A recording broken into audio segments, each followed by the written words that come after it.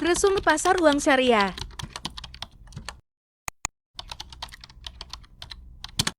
Perbedaan pasar uang dan pasar modal.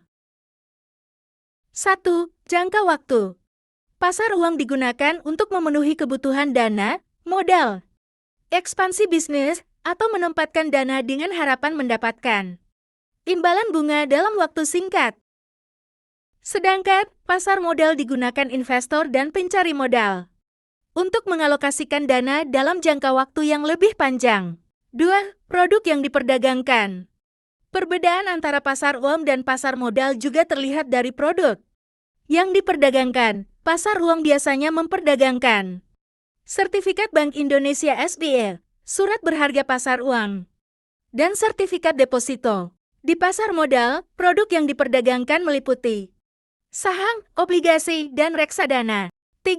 Faktor otoritas.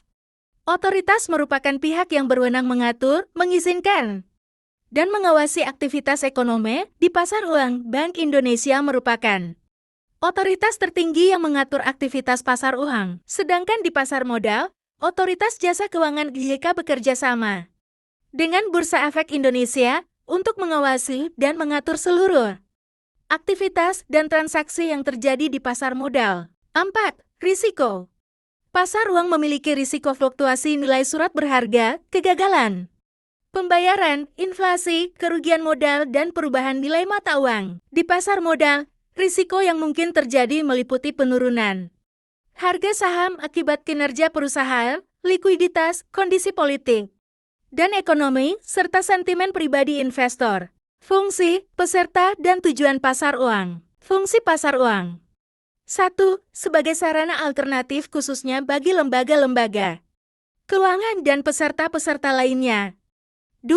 Sebagai sarana pengendali moneter tidak langsung oleh penguasa moneter dalam melaksanakan operasi pasar terbuka. 3. Pasar uang dapat memberikan informasi bagi perusahaan, pemerintah, perorangan, sektor luar negeri, peserta pasar uang lainnya mengenai kondisi moneter, preferensi, dan tingkah laku peserta pasar uang, pengaruh kebijakan moneter, serta pengaruh interaksi kegiatan ekonomi peserta pasar uang.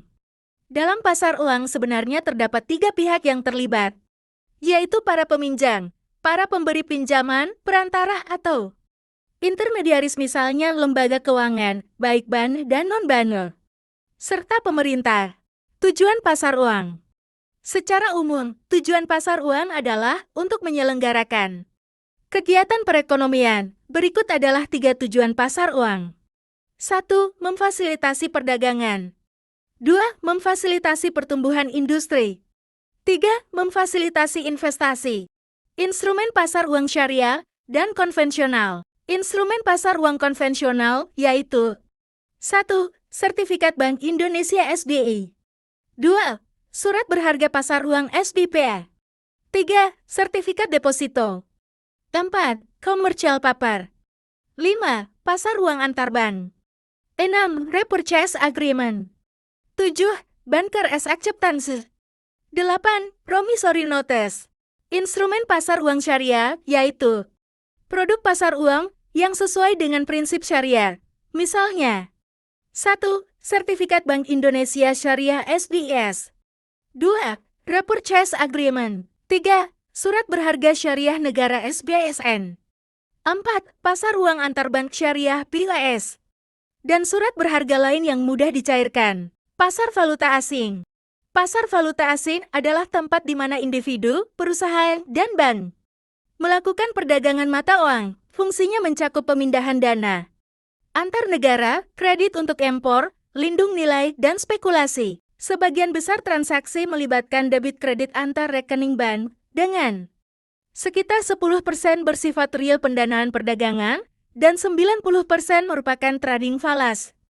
Pelaku pasar termasuk turis, investor, importir-eksportir, dan trader. Bank swasta, pialang valuta asing, dan bank sentral juga terlibat.